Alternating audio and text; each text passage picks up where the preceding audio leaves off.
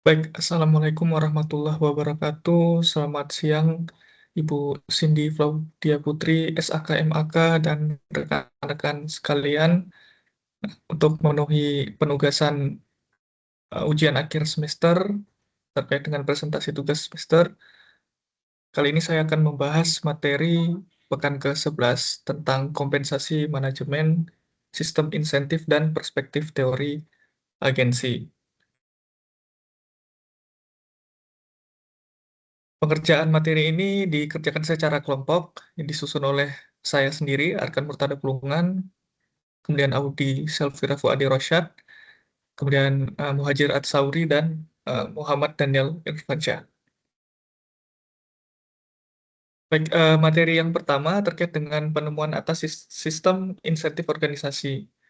Nah, sistem insentif organisasi merupakan salah satu mekanisme pengendalian manajemen yang dirancang untuk menyelaraskan tujuan organisasi dengan perilaku dan kinerja karyawan. Nah, di sistem insentif ini menyelaraskan tujuan dari pihak manajemen dan perilaku kinerja karyawan. Jadi di sini karyawan dan pekerja itu lebih teratur lagi ketika manajemen atau perusahaan itu memberikan insentif atau imbalan yang layak kepada karyawan untuk memenuhi kebutuhan karyawan dan pekerja. Jadi ketika manajemen itu dapat memberikan upah atau insentif yang layak, maka organisasi dapat dengan mudah mengatur dan uh, memberikan memberikan budaya atau menyelaraskan perilaku dan kinerja karyawan. Nah, penemuan dan pengembangan sistem insentif ini tidak terjadi dalam satu waktu, nah, tetapi merupakan proses evaluasi.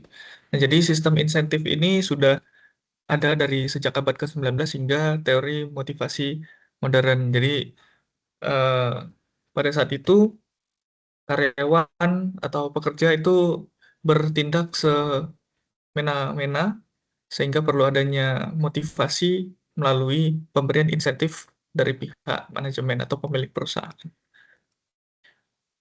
Nah, latar belakang penemuan sistem insentif ini pada masa revolusi industri, banyak organisasi menghadapi masalah produktivitas yang rendah, disiplin kerja yang lemah, serta hubungan yang kurang harmonis antara manajemen dan pekerja. Nah, kondisi ini yang menjadi eh, pendorong para pelopor manajemen untuk mencari cara sistem agar karyawan mau bekerja lebih efisien dan terarah. Nah, dalam konteks ini muncul gagasan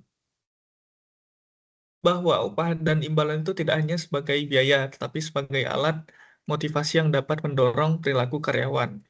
Nah, dari pemikiran ini kemudian berkembang berbagai bentuk sistem insentif yang mengaitkan kinerja dengan imbalan finansial maupun non-finansial.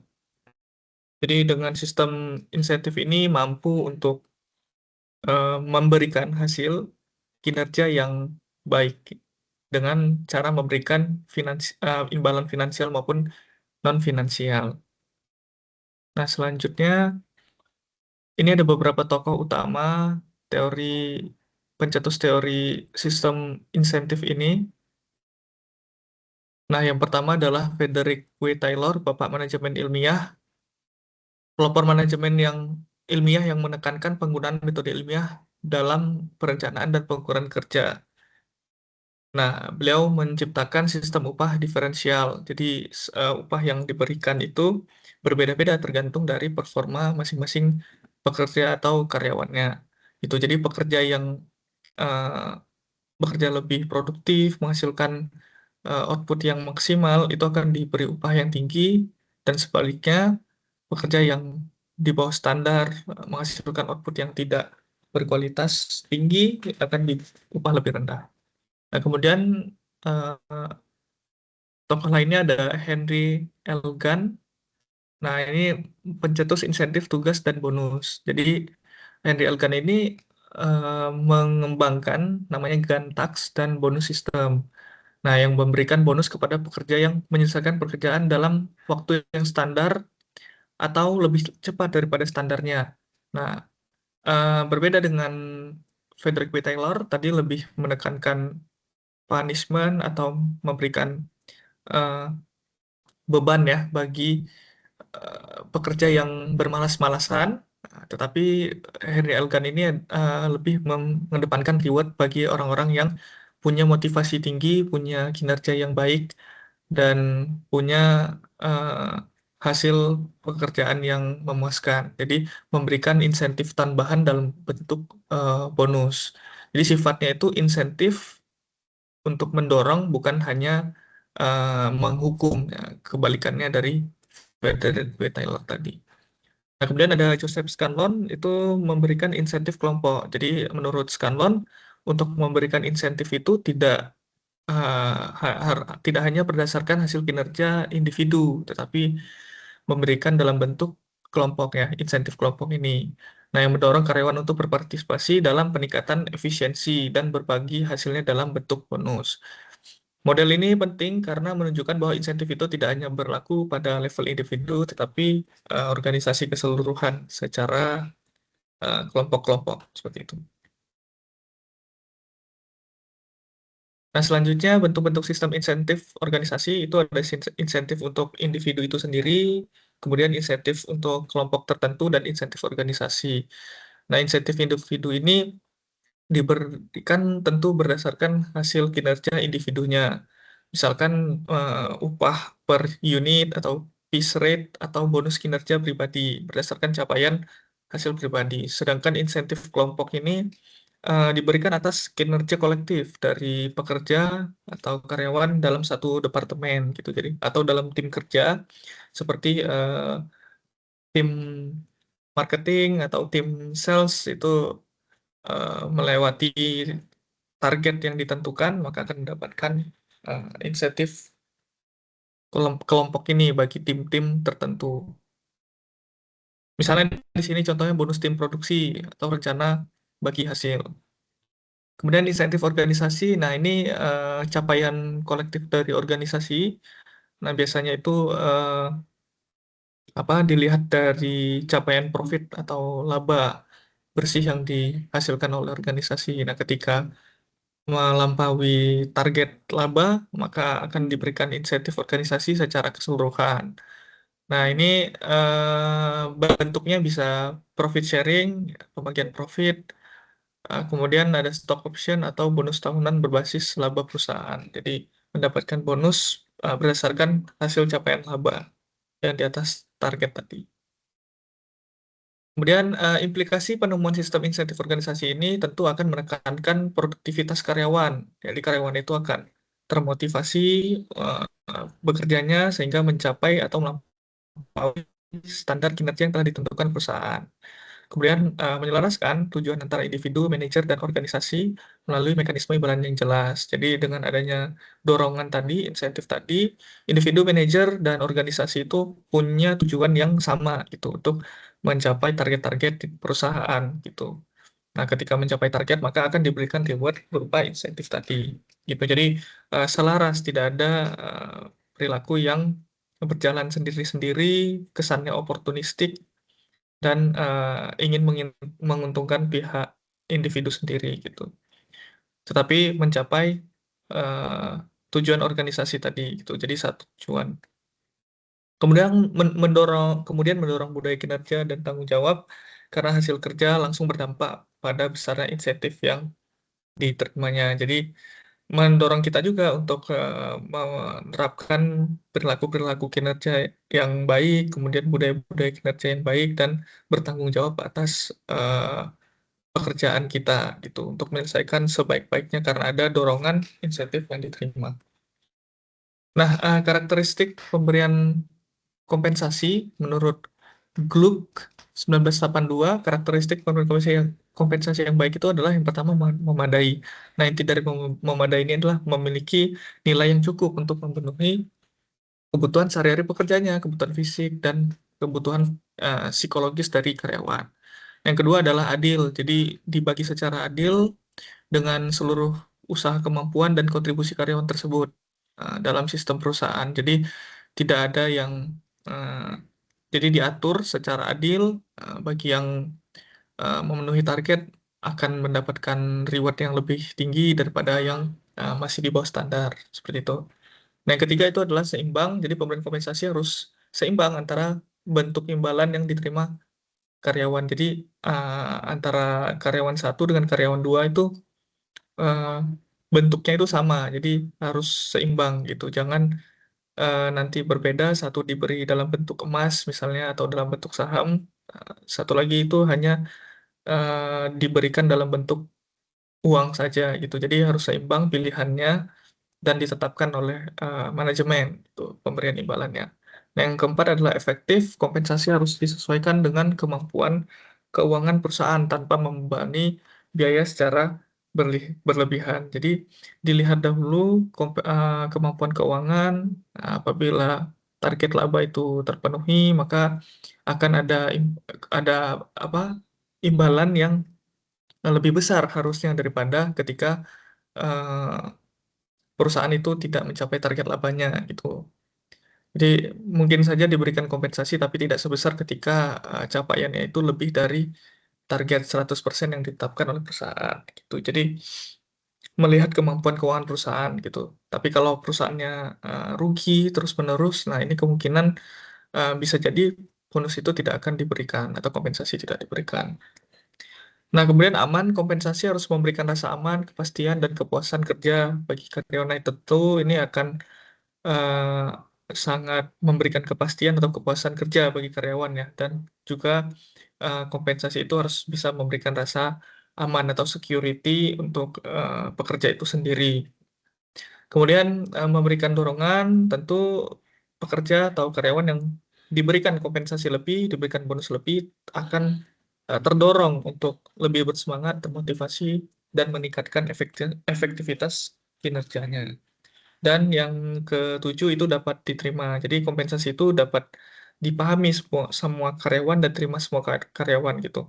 Dengan sistem yang adil dan bermanfaat bagi perusahaan. Jadi eh, contoh yang paling mudah itu adalah mungkin dalam bentuk uang gitu. Jadi semua orang pasti akan menerima bonus tersebut dalam bentuk uang, tidak ada resistensi penolakan atas kompensasi dalam bentuk uang misalnya.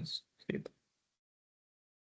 Nah, kemudian faktor kunci dalam perancangan kompensasi insentif, yang pertama itu adalah pertama manajemen itu perlu menetapkan tujuan strategis dan menyelaraskan tujuan strategis tersebut dengan pekerja atau karyawan gitu. Jadi rencana kompensasi insentif itu harus selaras dengan tujuan strategis gitu. Jadi dibuatlah tujuan strategis itu untuk dicapai oleh para manajemen atau para kinerja. Nah, kemudian ketika tujuan strategis itu eh, terpenuhi, maka diberikan kompensasi insentif.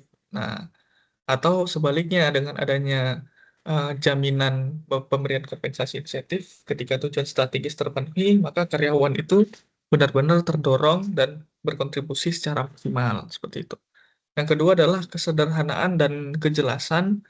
Jadi sistem insentif itu harus dirancang sederhana dan mudah dipahami agar karyawan itu tahu cara cara memperoleh insentif tersebut gitu. Bagaimana formulanya, bagaimana cara mendapatkannya itu harus sederhana dan memberikan kejelasan bagi setiap karyawan.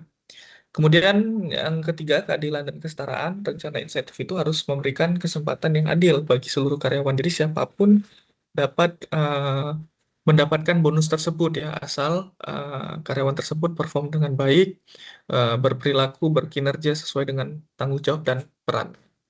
Dan yang keempat adalah ketepatan waktu dan terukur. Jadi insentif tersebut tidak diberikan secara telat dan nominalnya tidak sesuai. Jadi harus terukur, ditetapin kapan pemberian waktu, kapan pemberian insentifnya, kemudian berapa nominal insentifnya itu harus diatur sehingga memberikan ketepatan waktu dan jumlah yang terukur berbasis kinerja atau perilaku dari pekerja atau karyawan.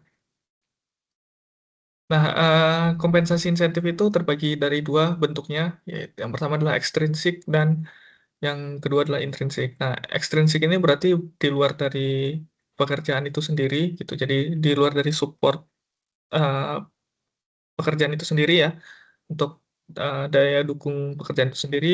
Jadi misalkan dalam bentuk uang, bonus, komisi penjualan itu kan di luar dari keperluan pekerjaan itu sendiri gitu. Kemudian insentif target penjualan, kenaikan gaji tahunan, gaji berdasarkan kinerja, dan bonus loyalitas. Jadi ekstrinsiknya ini lebih ke di luar dari daya dukung pekerjaan itu sendiri dalam bentuk kepuasan individu gitu. Jadi diberikan bonus, komisi penjualan, insentif, dan gaji, kenaikan gaji tahunan, dan bonus lainnya gitu. Nah, sedangkan intrinsik ini yang mendorong untuk mendukung suatu pekerjaan itu gitu. Jadi mendorong eh, pekerjaan itu menjadi lebih baik ya, keterkaitan dengan pekerjaan itu lebih baik. Seperti penghargaan prestasi, tentu ini akan meningkatkan motivasi terus meningkatkan prestasinya dan mendukung capaian dari organisasi. Kemudian pelatihan profesional, nah ini akan memberikan output yang lebih baik lagi ketika para karyawan atau pekerja itu diberikan pelatihan lebih gitu ya, diberikan sertifikasi, diberikan pelatihan profesional, itu akan mendukung pekerjaan itu, hasil pekerjaan itu gitu. Kemudian promosi, nah ini keterkaitan dengan pekerjaan, diberikan promosi, cuti tambahan, ini bonus yang didapatkan oleh karyawan, uh, hari libur lebih ya, hari libur tambahan di luar dari weekend, itu cuti tambahan. Kemudian beasiswa melanjutkan kuliah dan rekreasi kantor. Jadi intrinsik itu terkait dengan pekerjaan. Nah, kemudian kita akan bahas agensi teori. Nah, agensi teori ini yang menjelaskan adanya teori keagenan ya.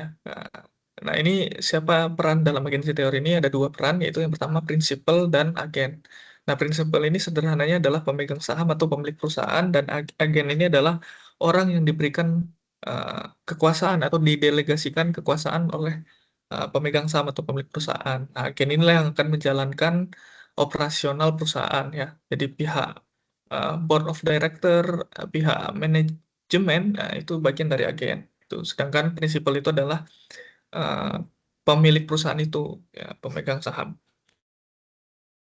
Nah, jadi teori keagenan adalah teori yang menjelaskan hubungan kontraktual antara dua pihak tadi, ya, antara prinsipal dan agen, di mana prinsipal mendelegasikan kewenangan kepada agen untuk mengambil keputusan dan bertindak atas nama prinsipal. Nah, teori ini dikembangkan oleh Mi- Michael C. Jensen dan William H. Meckling pada tahun 1976. Di latar belakangnya itu adanya pemisahan antara kepemilikan dan pengelolaan perusahaan. Nah, di mana para pemilik ini tentu eh, menyerahkan pengelolaan itu kepada agen ya, manajemen profesional. Nah, kondisi ini bisa timbul risiko eh, manajemen itu berjalan sendiri-sendiri dengan tujuan tertentu tanpa menyelaraskan tujuan dengan para prinsipal ya, para pemilik perusahaan gitu. Jadi sifat-sifat oportunistik yang menguntungkan diri sendiri itu bisa terjadi dilakukan oleh pihak manajemen yang tidak selaras dengan prinsip dari pemilik perusahaan gitu. Jadi agensi teori ini menjelaskan pentingnya mekanisme pengawasan dan tata kelola perusahaan untuk meminimalkan konflik tersebut ya, adanya penyimpangan uh, tujuan ya, ketidakselarasan tujuan gitu. Nah, ini permasalahan dalam agensi teori. Nah, permasalahan dalam agensi teori timbul akibat perbedaan kepentingan dan informasi tadi antara si pihak pemilik perusahaan dan manajemen. Nah, permasalahan yang pertama itu adalah asymmetric information atau informasi asimetris. Jadi agen itu karena yang menjalankan sehari-hari perusahaan itu memiliki informasi yang lebih banyak daripada pemilik perusahaan. Nah, terkait dengan kondisi internal perusahaan itu tentu lebih diketahui oleh pihak manajemen gitu daripada prinsipal. Nah, di sini ada risiko agen itu menyembunyikan informasi, jadi eh, memberikan informasi yang baik-baik aja gitu ya. Informasi yang buruk itu disembunyikan, padahal kondisi realnya itu memang kenyataannya seperti itu ya, buruk seperti itu, tapi disembunyikan informasi sehingga informasi yang diberikan kepada prinsipal yang dilaporkan ke prinsipal itu tidak lengkap ya. Jadi asymmetric information di sini. Atau memanipulasi laporan gitu. Jadi laporan tersebut dipoles dengan kinerja yang baik, mengabaikan kesesuaian dengan kondisi realnya gitu. Kemudian ada moral hazard. Nah, ini ketika si agen ini muncul sifat-sifat oportunistik, ingin memperkaya diri sendiri dengan tindakannya tersebut yang tidak diawasi gitu. Jadi agen ini mengambil tindakan uh, yang menguntungkan diri sendiri, yang sehingga merugikan si prinsipal ya. Misalkan ingin memperkaya diri sendiri dari dari dari uang perusahaan atau fasilitas perusahaan, padahal itu tidak sesuai dengan prinsip uh, yang di yang dikembangkan atau budaya, sorry, budaya yang dikembangkan oleh pihak perusahaan gitu ya, yang ditanamkan oleh oleh pihak perusahaan. Nah, kemudian ada adverse selection. Adverse selection itu terjadi ketika prinsipal itu tidak memiliki informasi yang cukup untuk menilai kualitas, kemampuan, atau niat sebenarnya dari agen pada saat perekrutan atau penunjukan. Jadi pada saat rekrutmen, sebenarnya prinsipal itu tidak punya informasi yang lengkap gitu, karena eh, mungkin sebelumnya tidak ada koneksi atau kenalan terlebih dahulu antara prinsipal dan pihak yang diberikan kewenangan untuk menjalankan operasional perusahaan gitu. Jadi untuk menilai kualitas, kemampuan, dan niat sebenarnya itu harus dilakukan asesmen, uji kompetensi, dan sebagainya untuk mengenal lebih eh, dalam terkait dengan skills dan perilaku dari agent. Nah, ini agensi cost atau biaya keagenan dari atas tadi, agensi teori tadi adanya eh, pemisahan kewenangan dan adanya pemisahan tujuan, tentu akan ada timbul agensi cost gitu. Jadi untuk menekankan risiko dan untuk menyelaraskan tujuan antara pihak manajemen dengan apa agent, itu perlu adanya agency cost timbul ini ya, seperti biaya mengawasi eh, kondisi perusahaan ya, operasional perusahaan ya, biaya untuk mengawasi agen dalam bentuk audit eksternal atas laporan keuangan. Kemudian perlu ada penunjukan pihak pengawas seperti dewan komisaris untuk mengawasi dewan direksi, kebijakan-kebijakan yang dibuat oleh dewan direksi gitu. Jadi karena ada dua pemisahan fungsi tadi dan bisa terjadi risiko timbulnya sifat oportunistik oleh pihak manajemen, tidak ada penyelarasan tujuan tadi, ada risiko seperti itu, maka perlu ada monitoring cost sebagai pengawasan yang dilakukan oleh eh, prinsipal atau pemilik perusahaan. Kemudian ada bonding cost, yaitu biaya yang dikeluarkan agent untuk meyakinkan prinsipal bahwa ya ia bertindak sesuai dengan kepentingan perusahaan.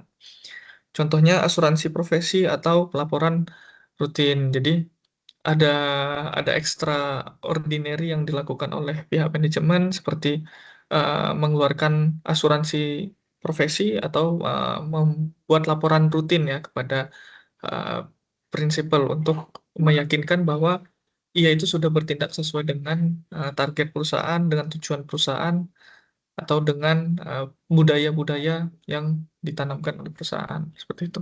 Kemudian residual loss, yaitu kerugian yang tetap terjadi karena keputusan agen tidak 100% sejalan dengan kepentingan pemilik, meskipun sudah ada pengawasan. Jadi, ini adalah perilaku yang eh, tercela ya, yang merugikan oleh perusahaan, pemilik perusahaan gitu. Meskipun sebenarnya udah ada eh, pengawasan yang dilakukan, penunjukan BOD atau pengauditan eksternal gitu, tapi masih aja ada keputusan agen yang eh, sewenang-wenang gitu ya, yang menyimpang dari kepentingan pemilik.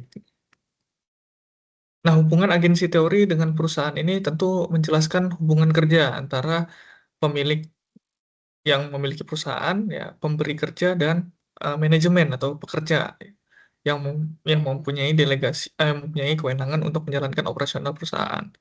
Nah, kemudian menjadikan juga dasar penerapan sistem pengendalian dan pengawasan perusahaan dan berpengaruh terhadap kinerja dan nilai perusahaan. Kemudian hubungan agensi teori dengan praktik good corporate governance atau GCG. Nah, agensi teori ini menjadi dasar penerapan good corporate governance ya, tata kelola manajemen yang baik, tata kelola eh, korporasi yang baik ya, kemudian bertujuan untuk meneruskan kepentingan pemilik dan manajemen. Dan yang terakhir meningkatkan transparansi, akuntabilitas, dan kepercayaan investor.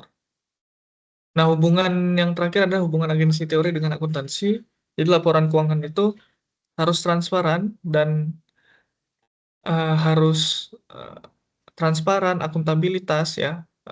Jadi bisa bisa bisa dipercaya oleh pihak investor gitu ya. Jadi laporan keuangan itu digunakan sebagai alat pertanggungjawaban manajemen kepada pemilik perusahaan. Nah, laporan keuangan itu harus transparan dan harus dilaporkan secara akuntabel gitu ya. Tidak ada manipulasi di situ untuk eh, memberikan keyakinan yang memadai bagi para pemangku kepentingan seperti itu. Nah, audit diperlukan untuk mengurangi tadi asymmetric information. Jadi semua informasi itu dijelaskan secara lengkap ke dalam laporan keuangan. Kemudian standar akuntansi membantu meningkatkan kualitas informasi keuangan. Nah, contoh agensi teori dalam perusahaan misalkan pemberian kompensasi berbasis saham, stock option, penggunaan audit eksternal, dan struktur Dewan Komisaris Independen sebagai pengawas perusahaan. Nah, ini pembahasan terkait dengan contoh kasus agensi problem pada BUMN infrastruktur, dampak sistem, insentif, dan informasi asimetris. Jadi, sebuah badan usaha milik negara yang bergerak di sektor infrastruktur strategis memiliki peran penting dalam mendukung pelayanan publik dan pembangunan nasional. Dalam praktiknya, pemerintah sebagai pemilik modal tidak terlibat langsung dalam kegiatan operasional harian perusahaan, sehingga pengelolaan perusahaan itu sepenuhnya didelegasikan kepada direksi dan manajemen puncak. Nah, dalam beberapa tahun terakhir, pemerintah menetapkan KPI, target kinerja yang cukup agresif kepada BUMN tersebut. Target tersebut antara lain mencakup peningkatan laba bersih tahunan, efisiensi biaya operasional, serta percepatan penyelesaian proyek-proyek strategis nasional. Nah, target ini kemudian menjadi dasar penilaian kinerja dan pemberian remunerasi serta bonus manajemen. Namun demikian, KPI yang ditetapkan lebih banyak menekankan pada indikator keuangan jangka pendek, seperti pencapaian laba dan rasio efisiensi biaya. Sementara indikator non-keuangan seperti eh, kualitas layanan, keselamatan kerja, keberlanjutan aset, dan pengembangan sumber daya manusia tidak mendapat porsi penilaian yang memadai. Seiring berjalannya waktu, kebijakan manajemen mulai dirasakan langsung oleh para pegawai, khususnya pegawai level operasional dan menengah. Salah satu kebijakan yang menimbulkan keresahan adalah penundaan anggaran pemeliharaan dan perawatan aset. Manajemen secara konsisten mengurangi alokasi dana untuk perawatan rutin, peralatan, dan fasilitas dengan alasan efisiensi biaya. Akibatnya, pegawai lapangan harus bekerja dengan peralatan yang kondisinya kurang layak, kemudian meningkatkan risiko kecelakaan kerja serta beban operasional harian. Nah, selain itu, menjelang akhir tahun buku, beberapa pegawai di bidang keuangan dan operasional merasakan adanya tekanan dari atasan untuk menampilkan kinerja yang seolah-olah memenuhi target. Nah, tekanan tersebut muncul dalam bentuk permintaan percepatan pengakuan pendapatan, penundaan pencatatan biaya tertentu, serta penyajian laporan kinerja yang lebih menonjolkan capaian positif dibandingkan kondisi real di lapangan. Nah, pegawai berada dalam posisi dilematis karena di satu sisi mereka memahami resiko etika dan profesional, namun di sisi lain mereka khawatir terhadap konsekuensi karir jika tidak mengikuti arahan pimpinan. Di tingkat strategis, manajemen juga cenderung memilih proyek-proyek yang dapat diselesaikan dalam waktu singkat dan memberikan dampak positif langsung terhadap laporan keuangan tahunan. Proyek-proyek jangka panjang yang sebenarnya memiliki manfaat besar bagi masyarakat dan keberlanjutan perusahaan justru ditunda atau tidak diprioritaskan. Nah, kondisi ini menyebabkan pegawai lapangan sering menghadapi keluhan dari masyarakat terkait kualitas dan kontinuitas layanan yang diberikan oleh BUMN tersebut. Situasi semakin diperparah oleh persepsi ketidakadilan sistem remunerasi. Direksi dan manajemen puncak tetap menerima bonus dan tantim berbasis pencapaian KPI tahunan, sementara pegawai operasional tidak merasakan peningkatan kesejahteraan yang signifikan. Hal ini menimbulkan penurunan motivasi kerja, meningkat konflik internal, serta budaya kerja yang berorientasi pada pencapaian target jangka pendek semata. Kemudian diminta analisis permasalahan yang terjadi dalam hubungan antara pemerintah sebagai pemilik BUMN dan manajemen sebagai pengelola perusahaan dengan menggunakan perspektif agensi teori. Nah, dari cerita tersebut kita bisa tahu bahwa yang memiliki hubungan keagenan atau agency relationship di sini adalah prinsipal dan agent. Nah, siapa prinsipalnya? Prinsipalnya adalah pemerintah Republik Indonesia melalui Kementerian BUMN sebagai pemilik modal dan penentu tujuan strategis. Nah, agentnya atau manajemennya itu adalah direksi. Jadi sebagai manajemen puncak perusahaan tersebut. Nah, hubungan keagenan terbentuk itu karena pemerintah mendelegasikan kewenangan pengelolaan kepada manajemen. Jadi, pemerintah menunjuk BOD ya, untuk menjalankan perusahaan tersebut. Yang kedua, perbedaan tujuan, adanya goal incongruence. Jadi, pemerintah berorientasi pada layanan publik, kepentingan sosial, nilai perusahaan jangka panjang, tetapi manajemen fokus pada target KPI tahunan, bonus, dan remunerasi, serta keamanan posisi jabatan. Nah, perbedaan tujuan ini memicu konflik kepentingan antara uh, pemerintah dengan manajemen. Nah, yang ketiga adalah konflik kepentingan, agensi konflik. Ya, manajemen mengambil keputusan yang menguntungkan kepentingan pribadi jangka pendek, kemudian kebijakan efisiensi biaya dilakukan dengan menunda pemeliharaan aset serta mengurangi anggaran keselamatan dan pelatihan. Dan yang ketiga, keputusan tersebut bertentangan dengan tujuan pemerintah sebagai pemilik BUMN. Jadi ada sifat oportunistik dari manajemen untuk keuntungannya dalam target-target memenuhi target-target jangka pendek dan eh, mengurangi biaya yang dikeluarkan oleh perusahaan dengan cara menunda pemeliharaan aset dan mengurangi anggaran keselamatan pelatihan agar target laba tadi tercapai. Yang keempat, informasi asimetris. Manajemen memiliki informasi lebih lengkap mengenai kondisi real perusahaan, kemudian pemerintah hanya menerima laporan formal yang telah diseleksi. Nah, kondisi lapangan, risiko operasional, dan tekanan terhadap pegawai tidak sepenuhnya diungkapkan dalam laporan tersebut. Kemudian, informasi ini yang memperlemah kemampuan prinsipal dalam melakukan perusahaan. Yang kelima, timbulnya moral hazard, ya, atau kejadian yang membahayakan. Manajemen memanfaatkan lemahnya pengawasan untuk memoles laporan kinerjanya, menekan pegawai agar memenuhi target, dan mengabaikan standar etika dan keselamatan. Nah, tindakan manajemen ini dilakukan setelah wewenang diberikan, sehingga mencerminkan moral hazard. Nah, kemudian ada agency cost. Di sini eh, pemerintah melakukan audit berkala terhadap laporan keuangan tahunan. Ya, ada audit internal dan eksternal, kemudian pengawasan kementerian, sistem pelaporan dan evaluasi kinerja.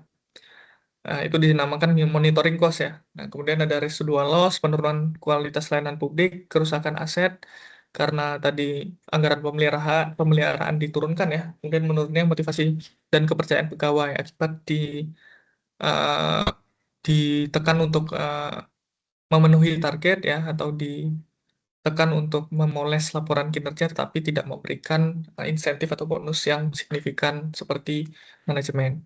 Kemudian ada agensi cost muncul akibat ketidakmampuan penyelesaian kepentingan ini ya antara pemilik pemerintah dan manajemen dewan direksi. Nah, dampaknya terhadap pegawai apa? Pegawai menghadapi tekanan kerja yang tinggi, dituntut untuk memenuhi target, kemudian menekan pegawai agar eh, memanipulasi laporan keuangan ya. Jadi pegawai itu dilematis karena laporan disusun ya tidak sesuai kondisi realnya. Nah, ini yang menjadi dilema etika dan eh, keprofesionalan dari para pegawai. Kemudian ketimpangan sistem remunerasi menurunkan motivasi dan loyalitas pegawai, dan pegawai menjadi pihak yang paling terdampak dari konflik agensi ini atau agensi konflik. Kelemahan sistem insentif, jadi sistem insentif manajemen terlalu menekankan indikator keuangan jangka pendek. Nah, tidak berorientasi pada indikator jangka panjang ya, target-target jangka panjang, dan misalnya hanya indikator keuangan aja tidak terlihat, tidak memberikan insentif-insentif dalam bentuk perilaku ya, perilaku. Jadi tidak terukur dari perilaku, sikap atau eh, apa ya, atau kela- kelakuan baik dari karyawan. Jadi hanya berorientasi pada capaian keuangan. tidak melihat kesejahteraan, kemudian tidak melihat keselamatan, keamanan bagi para pekerja, gitu. Kemudian indikator non-keuangan tidak menjadi prioritas penilaian, ya seperti tadi ya, memberikan fasilitas, keamanan, kesejahteraan, kemudian memberikan apa ya, memberikan kenyamanan ya bagi pekerja gitu, karena ditekan terus.